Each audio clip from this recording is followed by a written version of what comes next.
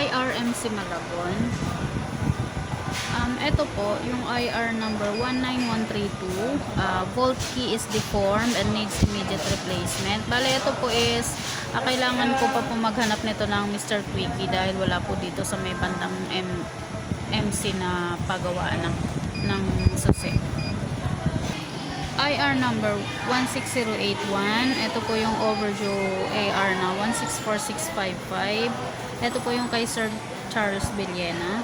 Ito naman po yung usapan namin last June 23. July 3 daw or July 4 po. Pa-ready na lang lahat na complete para ma-full payment na. Para ma-full payment, pa-deliver niya na din po. 15k na lang balance. Bale, ito po yung usapan namin. So, possible po siyang mawala ng July 3 or July 4. Ito naman pong IR 18277. Bali, overdue AR na 194623. Bali po, July 1 po ito mapipick up kasabay nung pending niya po. IR 18279. Overdue AR SOF 194634.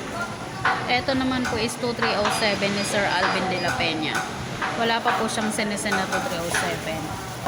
Then IR 18281 bali na double lang po ito dito. Double po.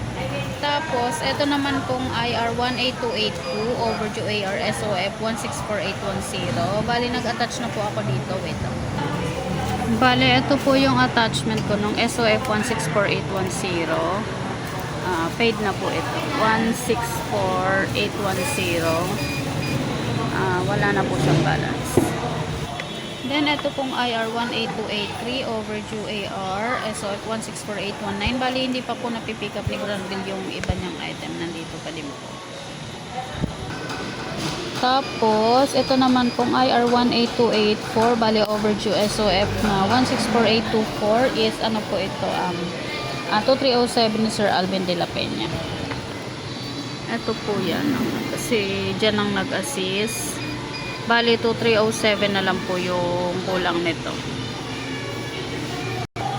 Ito po sa IR 19133. Bali, dito po sa 19133 at saka 19135 is i-comply po namin to bukas.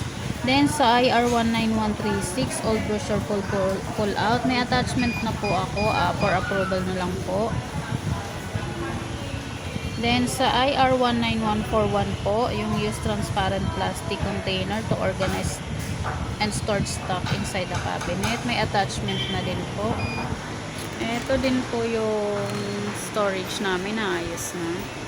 Tapos, yung dito po sa IR 19143, incomplete display on DIY area. Ito po yung sa ano. Bali, hindi pa po talaga siya napadala. Naiwan po. Bali, ito na lang po muna yung may mga natira naman po dun sa Father's Day. So, ito na lang po muna yung display ko. Hindi pa rin po kasi napadala yung mga print nito.